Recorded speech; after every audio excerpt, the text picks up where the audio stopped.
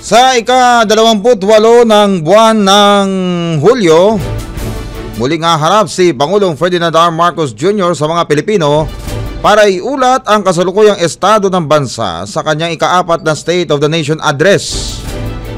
Ngayong hapon natin pong sisilipin ang estado ng kalakalan at industriya na siyang bumubuhay po sa ating ekonomiya. Ano nga ba ang mga hakbang na ginagawa ng Department of Trade and Industry sa mga micro, small at medium enterprise upang sila ay maging globally competitive? Bahagi po ng ating Prison na special, mga kababayan, atin pong sisilipin ang mga iuulat ng Pangulo sa sektor po ng kalakalan at industriya. Samahan niyo po ang inyong lingkod, J. Mark Dagala, hanggang alas 5 po tayo ng hapon. Siyempre, buena paano po sa ating palatuntunan ang butihing kalihim po ng Department of Trade and Industry, DTI, Secretary Maria Cristina Roque.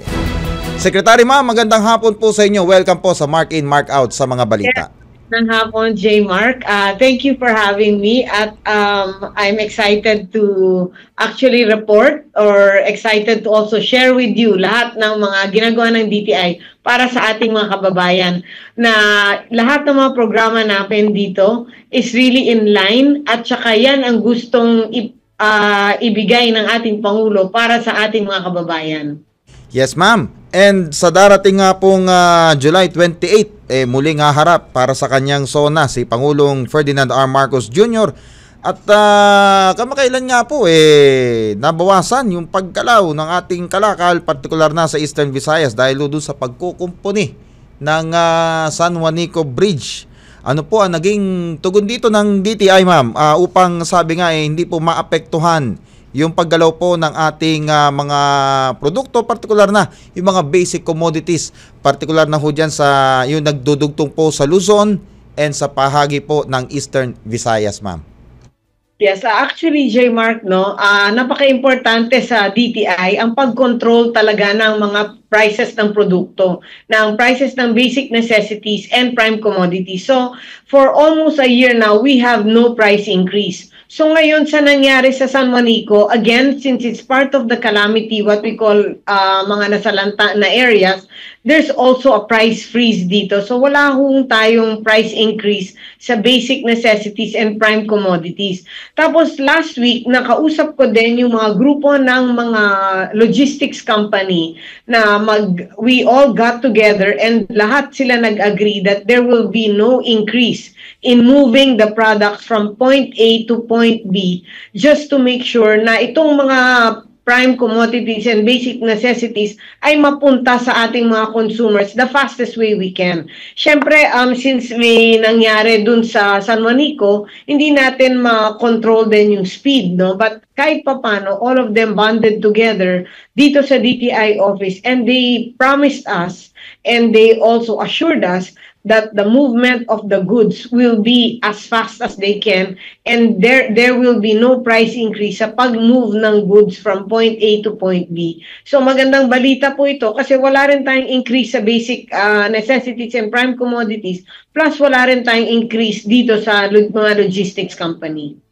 Yes ma'am, at sabi nga ang buong puwersa ng pamahalaan kumikilos dito sapagkat sa inyo nga sa panig nga no ng DTI hindi dapat maputol yung supply chain ng ating mga basic commodities at well sa panig naman ng DPWH dapat yung pagkukumpuni dapat fast track na napa-fast track din and sa DOTR naman tumutulong din sila para sabi nga may yun sa transportation naman ng mga basic goods So whole of government approach ang ginagawa ho rito ma'am po.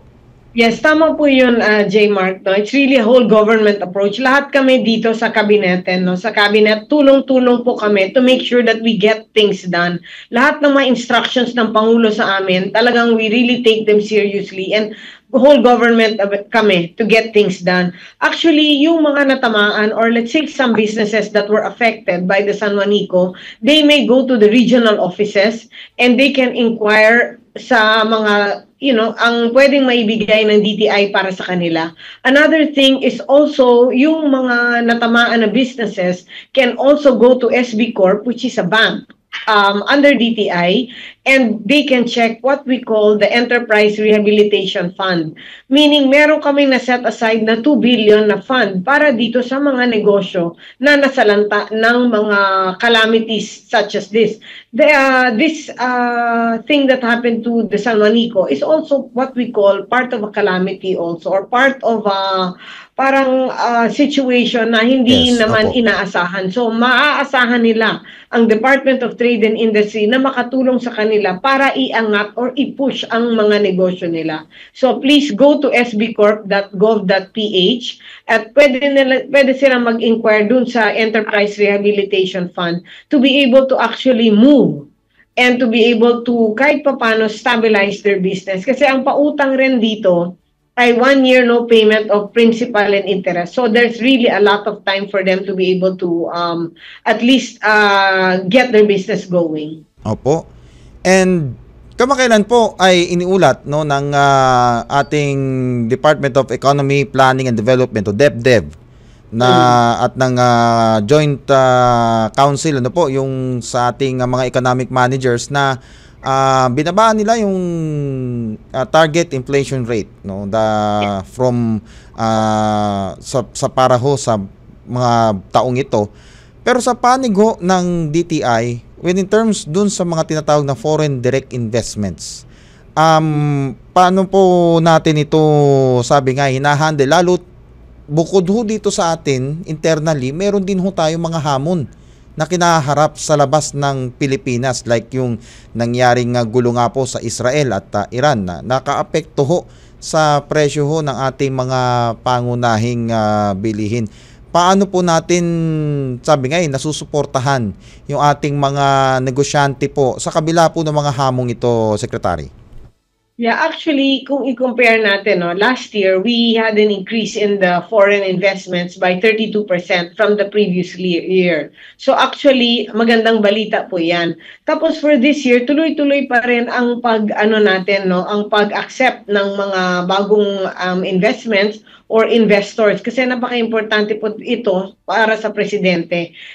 He always pushes us to really get the investments to come in. Kasi aside from the income that it generates sa bansa natin, nagpo-provide din ito ng maraming trabaho para sa ating mga kababayan. So, ang gusto kasi ni Presidente ay ang mga Pilipino ay nandito sa Pilipinas para they can be with family. So we are still having a very aggressive approach in talagang getting these investors investments dito sa Pilipinas. Of course, may mga hamon, may mga challenges that we face. Although, so ngayon, we're still continuing all these foreign trade and investors that come into our country. And then sa local, binuboost rin namin yung local industry, yung mga produkto na na binebenta natin through the e-commerce platform and through the regular mainstream. Nagpo-provide rin po kami ng avenues para at least maibenta rin nila yung mga produkto nila, whether wholesale or retail. Nabanggit nyo nga yan, ma'am. Kumustahin ko na rin po yung status ng ating exports. Lalo na yung ating mga produkto na ibinibida natin sa iba't ibang bansa sa international community. At kinagigiliwan nun, nagkakaroon tayo ng mga positive feedback dito sa ating mga produkto. Kamusta po sila, ma'am? Yes, actually, talagang nagiging positive na ang mga pagbebenta ng mga produkto natin, no? Especially food and a bit of non-food globally. Marami na ring Filipinos that are, of course, present in the different countries all over the world. So, talagang there's really a demand for the products of the Philippines, especially products, let's say, like coconut, the different kinds of coconut product, coconut water, coconut milk, desiccated coconut, virgin coconut oil. Malaki po ang demand nito now globally. So, we are really expecting a surge on the benta on the sales of coconut products. There's also the products of, let's say, the dried mangoes. Marami rin tayong mga produkto na talagang ine-export, no? And then we've also gotten some of the strong, let's say, groceries abroad. Let's say in Japan, Don Quixote has already, I've spoken to Don Quixote almost 2 weeks ago, and they are now accepting Filipino products for their 782 stores worldwide. So, napaka-importanteng news din po yan para sa ating mga manufacturers, ating mga SMEs that want to actually go on export. Another thing is the halal products also, na strengthen na rin ang produkto natin to go halal. So, inaayos lang ho namin yung pagsa-certify ng mga produktong ito at ibebenta na ho namin abroad ito. Like in the Middle East, in UK, marami hong interest for the Filipino products that are halal certified also. And in so many other countries, marami na hong mga Filipino products that are making waves or that are being sold globally. How about ma'am yung sa exports natin sa Amerika? Di ba ho nagkaroon ng anunsyo kamakailan si US President Donald Trump na nagpapataw po ng reciprocal tariff. Apektado po ba ang ating mga produkto dito, ma'am? Actually, there's really how will we say that, no? Yung agam-agam ang mga exporters that really sell the products to the US. Although yung tariff na pinataw sa atin is 17%, and now it's down to 10% because of the 90-day moratorium. Apo. So, tuloy pa rin ang pag-export. But of course, itong mga companies, they're also worried na paano na ang magiging export climate dun sa US once they already put the final tariff on the Filipino product. So ang ginagawa namin dito sa DTI ay naghahanap rin kami ng ibang countries where we can export the Filipino product so that we don't only concentrate on one solid market, but dapat marami rin tayong options kasi actually that's also good for the companies na mag-create sila ng maraming options. Ang DTI po, merong 29 posts, meaning offices all over the world, and 21 foreign trade attaches that are really aggressively finding opportunities for these companies that are compliant and that are export ready also. Sa ngayon po ba ma'am, ano po mga bansa, kung meron po kayong datos, no, yung sabi nga pinakamalaking tumatangkilik ho sa ating mga produkto? Yeah, actually maraming bansa na nagtatangkilik ng mga produkto ng Philippines. We have, of course, Japan. We also have, of course, the US. Then we also have a bit of UK. Then we also have now South America. We actually, all over the world, meron talagang tayong ine-export na mga products, no? But we are actually just pushing it further and making it stronger. The Middle East is another very strong market already. We have already increased the number of suppliers or manufacturers and industries that actually sell to the Middle East, and including SMEs, marami na rin ang nagsusupply or nagbebenta ng mga produkto dito sa Middle East. So, maganda ang pag-receive ng mga products natin, even Canada. Ang ano lang natin is we need to get better. We need to get stronger. So we need to really have a very aggressive approach on this, which we are doing. Every time we travel now, we don't only do the trade for extra large corporation or for the large corporation, but we also find avenues for the SMEs that are compliant and that are ready for the export market. But I also tell these SMEs or the different business people that they must explore also the strength of our local market.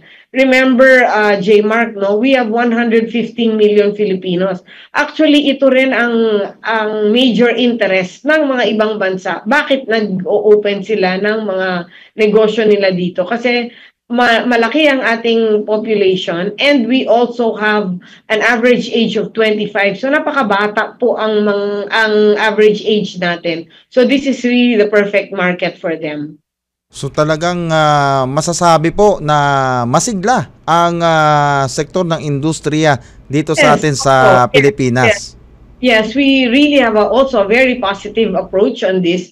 We really try to find ways in to get the goods moving. In fact, we also dati yung trade shows natin, no, 5 lang. Apo. Ngayon we already have 12, and all our trade shows have really increased its sales by yung mark talagang ang tataas na. So like the food fair, which we just had like a month ago, we increased it by 49%. So ang laki na po ng jump nito. We've also increased the attendees to another 30%. So talaga malaking increase. Then we just had a wedding fair naman, Yes which po. was last week, which was very well attended. And yung benta nila was also actually phenomenal. We already hit 113 million pesos just selling the products of our SMEs from Luzon all the way to Mindanao. Yung food fair natin, yung last food fair was 74 million, which was actually a really large growth for SMEs. So, ang DTI nandito is because ang gusto ni Presidente is really to find avenues for them to be able to sell their products and for us to be very aggressive kasi kailangan natin mag-provide ng mga jobs. Kasi pag nag-boost itong mga negosyo na to, nag-e-employ tayo ng mas maraming tao. So, maganda po para sa bansa natin ito. How about ma'am yung ating mga micro, small and medium enterprise? Kamusta po sila? Dahil bagamat na sabi nga nasasabi nga natin na sumisigla ang ating ekonomiya, no? Sumisigla yung ating yung environment ng pagnenegosyo rito. Sila ho ba sabi nga na umaangat din pagdating ho sa kanilang mga kita? Ano po ma'am? Yes, actually, the one that I mentioned, yung food fair, mga SMEs po ito. Yes. So, from selling in the past 20 million for the 3 days, now they're already selling 74 million pesos. Wow. So, maganda po yung jump doon kasi may wholesale buyers na tayo, not just Yes. retail. And then ito wedding fair po, mga SMEs din ito. So, from before, there was no avenue for them. Ngayon, meron na po silang avenue, which they were able to sell 113 million pesos, which is really actually a big jump considering 80 lang yung booths. We wanted more booths sana, kaso wala na tayong venue na ma-accommodate ito. So, napaka-importante ito, no? Then, we have also set aside a lot of funding for them. In fact, meron kaming ilo-launch. Actually, I launched it already during the wedding fair, but I'm going to do a major launch itong before July 11, which is the Women Enterprise Fund. We set aside 2 billion for women-led businesses. So, pwede silang umutang sa SB Corp. Actually, marami po kaming different na pautang for SB Corp, no? Ang maganda dito, one, no collateral kasi alam naman ng DTI and alam rin natin na ang mga SMEs wala po silang collateral. So these are non-collateralized loan. 1 year po walang payment ng interest and principal. So they have 1 year to be able to drive their business. Then on the next year, it's up to them if they want to pay just the principal or just to pay the interest or or to pay both. So we are really finding all avenues for them to grow. Tapos pumupunta na rin kami ngayon. We actually have a bus now. Then it says DTI goes to the regions, meaning we actually go to the regions now and really tell the people in the regions na ito po ang mga programa ng DTI para sa inyo. So kami na ho ang lumalapit sa kanila kasi yun ho ang instructions ng Pangulo sa amin, si Pangulong BBM, is to make sure that we get the programs to the provinces and to the people. We need to go to the ground. Umiikot din kami sa palengke to make sure that all the prices of basic necessities and prime commodities follow strictly ang presyo na set by the DTI. And almost 1 year na po, wala tayong price increase on basic necessities and prime commodities. So, napaka-importante to para sa ating mga consumers. And these are all under the guidance po or under the leadership of our President na si President BBM po. Yun. And that shows that the President is satisfied, no? Dito sa economic achievements ng ating bansa. At dahil po rito, marami ho ang sa ating mga kababayan na lalo pang naiengganyong pumasok ko sa pagnenegosyo. And isa ho sa ating pinopromote dito, ma'am, 'di ba? Ang utos nga ni Pangulong Marcos, padaliin ang proseso, and it means yung ating ease of doing business. Kamusta naman po ito, ma'am? Yes, actually, nandyan po ang ARTA. So again, we have the whole government approach to really get things done, especially the ease of doing business. Pero here in DTI, we make it easy for them also. Actually, yung mga industries, kahit itanong nyo sa kanila, pumupunta sila dito sa akin. And then sometimes yung problema nila is not anymore the problem that has to do with the DTI. But we still set the meeting with other departments or other cabinet secretaries, and we really solve the problem. Kasi naintindihan po natin dito na pag naglabas po sila ng pera, they need to earn money. Kasi pag hindi po sila kumita, yung mga tao rin natin mawawala ng trabaho. So we don't want that to happen. So again, whole government approach po ito. So nagtutulong-tulungan po kami ng different cabinet secretaries, and these industries will tell you that the jobs was done swiftly, quickly, and done very well. So, masaya po kami sa ganitong way of doing our how should I say it, no, our work. Kasi magkakaibigan po kami, and ang ganda ho ng camaraderie namin within the cabinet. So, para po kaming mga pamilya, and we work under the strong leadership of our President, Ferdinand Marcos Jr. I see. And dito, ma'am, ay isa ho sa mga pinalalakas din ng DTI, no, yung pagpapatupad nitong e-commerce law. At dito ho sa atin, kaliwat kanan, tumingin ka lang sa cellphone mo, ang dami ng mga, sabi nga, yung mga nagbebenta kanilang mga produkto. Masigla rin yung ating mga online business. Ano po? Kamusta naman po itong, sabi nga, itong sektor na ito? At sabi nga, meron pa hubang, sabi nga, yung mga hamon na kinaharap po dito, ma'am? Yes, actually tama po yan, J. Mark, no? E-commerce is really the way to go, and digitalization is really the way to go. Yun po ang talagang main mandate ng ating presidente, is to go digital. Why? It's the fastest way to get our message across. It's also the fastest way for us to sell. It's also the fastest way for us to gain information. Remember, we're 7,600 islands. So, pag hindi natin ginamit ang digitalization, mahihirapan po tayo. So, alam ni presidente, and he always tells us to tell those selling, or to tell the industries and to tell the MSMEs that they must go digital. So napakalakas na po ang e-commerce platform natin, but ang DTI po ay nagmo-monitor and nag-e-enforce din ng mga produkto na binebenta sa e-commerce platform. We need to make sure na itong mga produktong na ito na binebenta ay compliant and are registered under the DTI. Kailangan po maprotektahan din natin ang ating mga consumers sa mga products na binebenta sa online platform.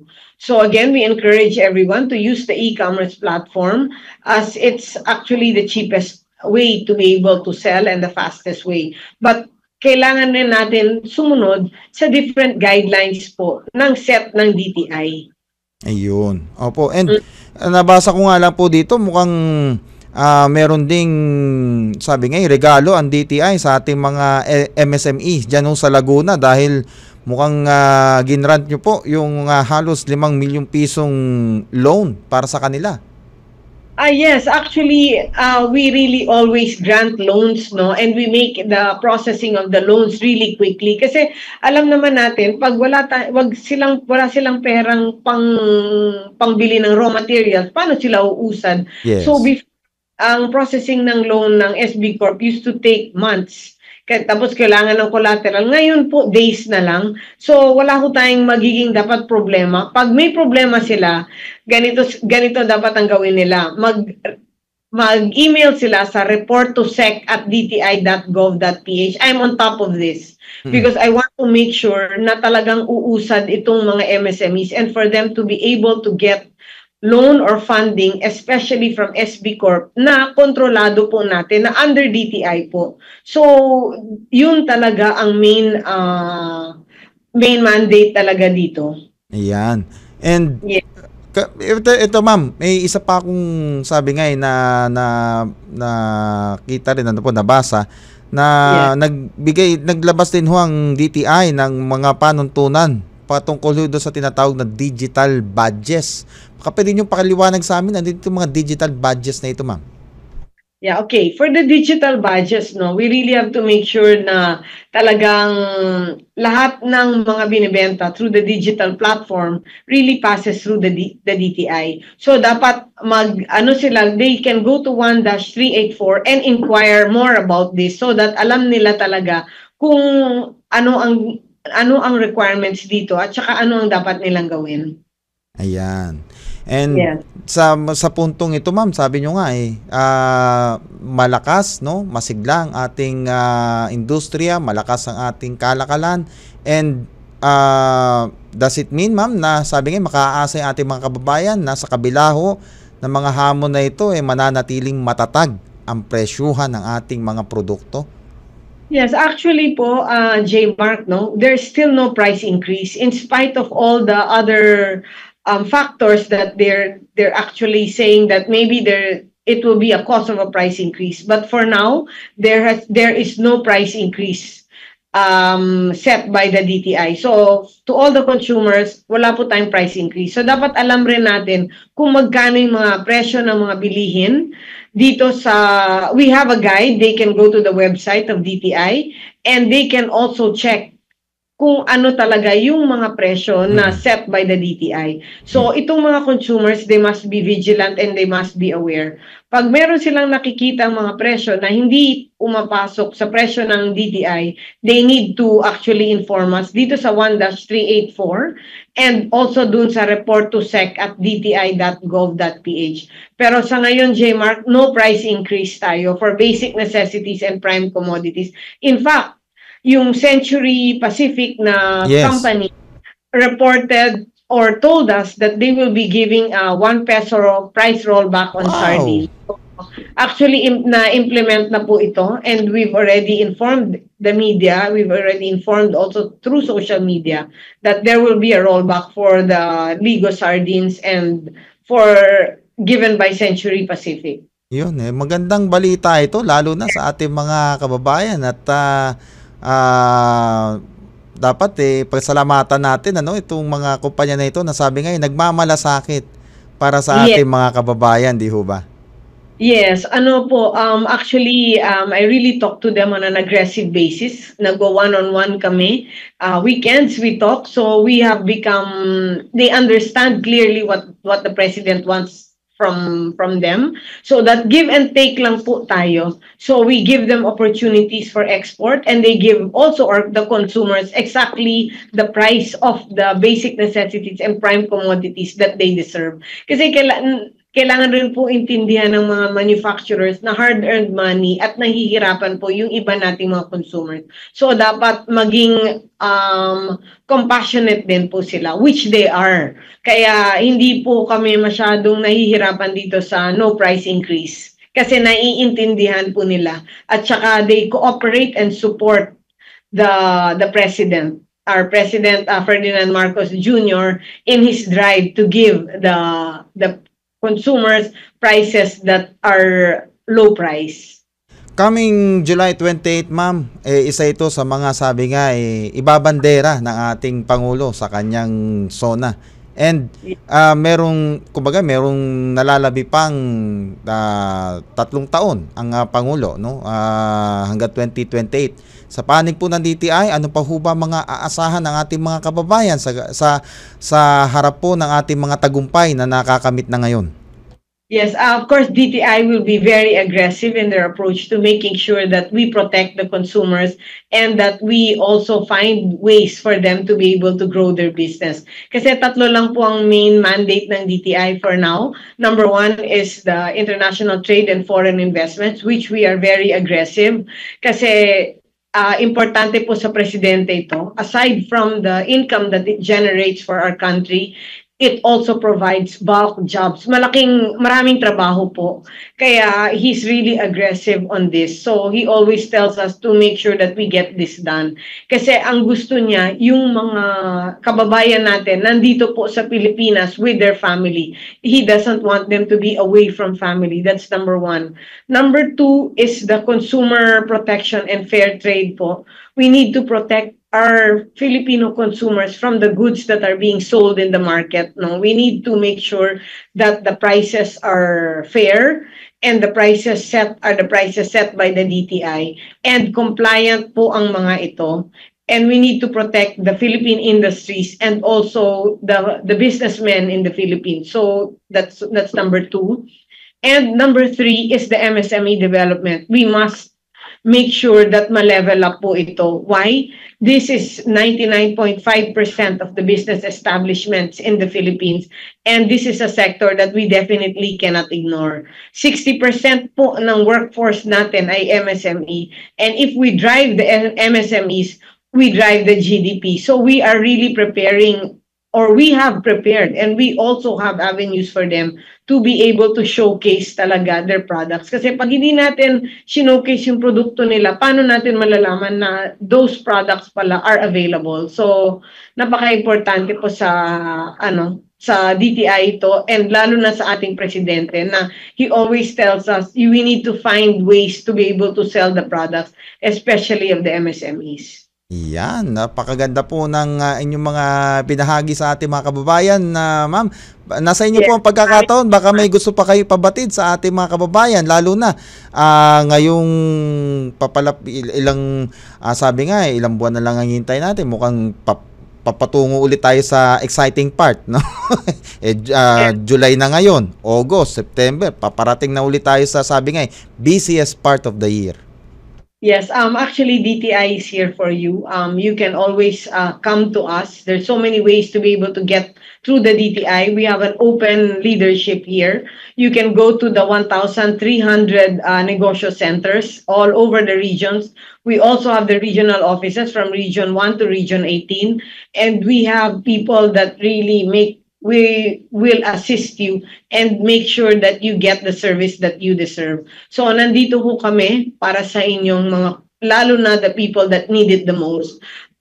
We entertain everyone regardless of whether they're micro, small, and medium enterprises or extra large and large enterprises. We are here for all of you. So please take advantage of this service that we offer. So you can get in touch with us through the 1-384 or to report to SEC at dti.gov.ph.